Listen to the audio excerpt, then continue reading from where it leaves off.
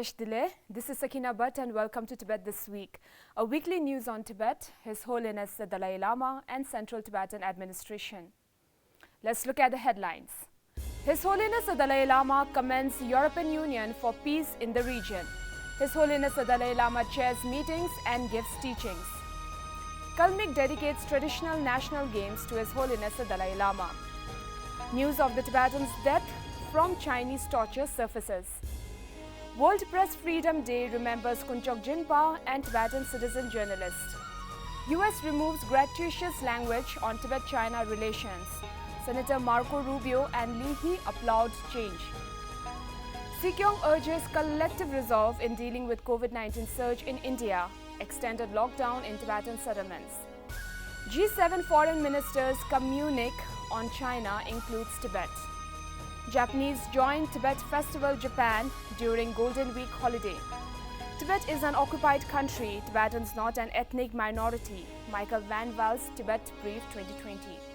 Canadian Tibetan Association of Ontario pays tribute to Sikyong.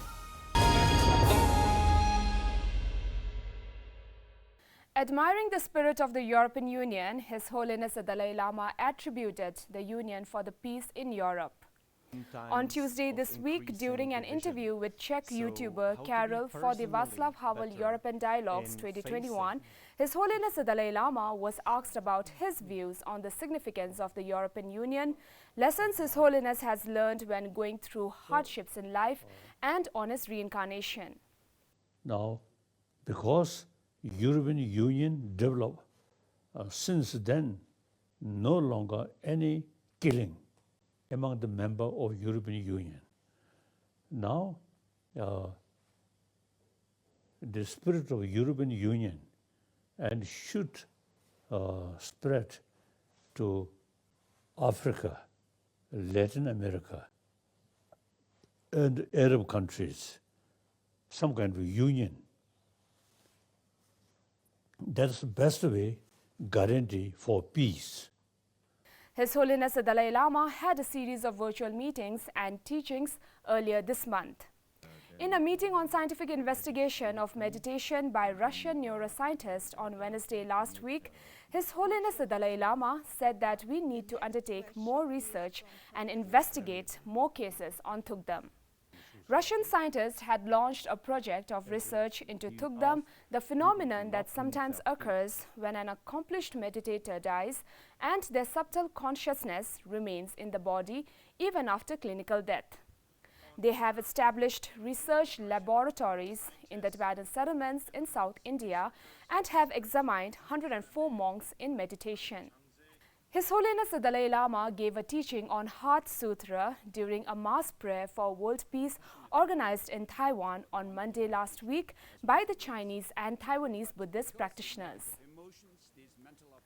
The traditional Kalmyk National Games held earlier this month was dedicated to the theme of International Year of Gratitude to His Holiness the Dalai Lama and the 25th founding anniversary of the Central Buddhist Monastery, Gande Shedup Chergoling.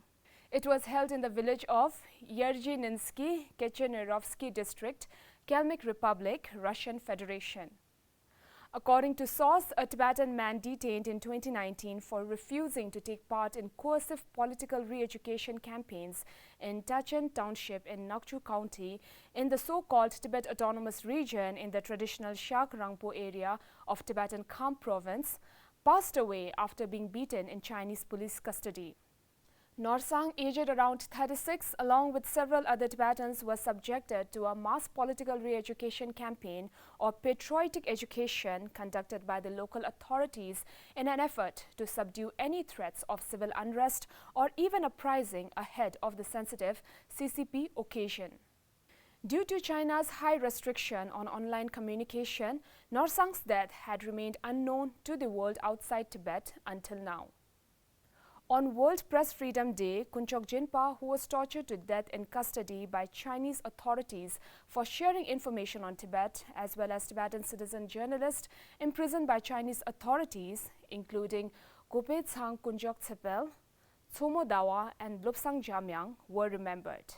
The Tibet Bureau Geneva expressed deep concerns on the severe violations of press freedom by China, including persecution of journalists, citizen journalists, and media assistants.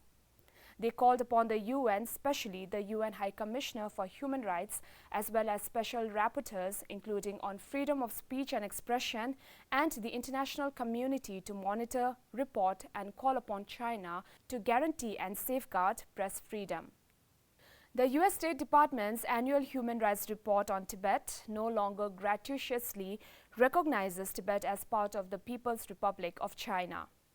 Senator Marco Rubio and Senator Patrick Leahy, original sponsor and co-sponsor of the Tibetan Policy and Support Act, has sent a letter to Secretary of State Anthony Blinken applauding the removal of gratuitous language regarding U.S. policy on Tibet's relationship to the People's Republic of China from the annual Human Rights Report.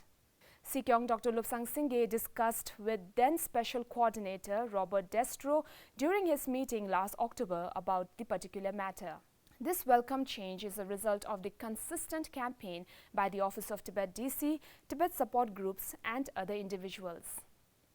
Sikyong Dr. Lobsang Singye has called for a complete lockdown in Tibetan settlements across India from 10th to 16th May due to the concerning rate of surge in COVID-19 infections in India.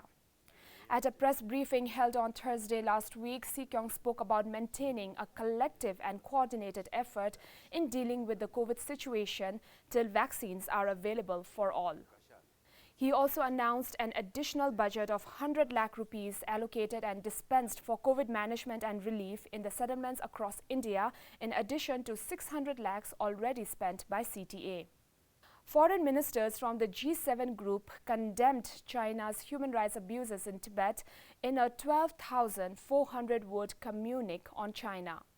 The first in-person G7 summit hosted by the UK in over 2 years, held between 3rd to 5th May 2021 in London, highlighted some critical geopolitical issues concerning China and Russia, global challenges including the prevailing COVID-19 pandemic and climate change, among others.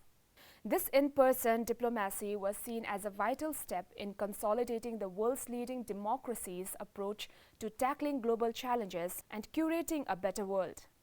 As the G7 nations discussed wide-ranging global issues from climate change, human rights issues to gender equality, China was the focus of the discussion, and not for good reasons.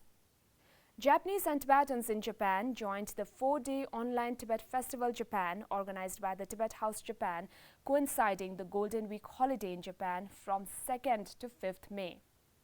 The festival aimed to celebrate the rich culture, religion, and history of Tibet and to express deep gratitude to Japanese government and people, supporters and sponsors for their unwavering support for Tibet. It provides opportunity to the Tibetans and Japanese to share each other's rich culture and thereby strengthen the spiritual and cultural bond. As the guest speaker of the Lithuanian Parliamentary Tibet Group's webinar, Dr. Michael Van Walt said that Tibet is an occupied country and Tibetans are not an ethnic minority.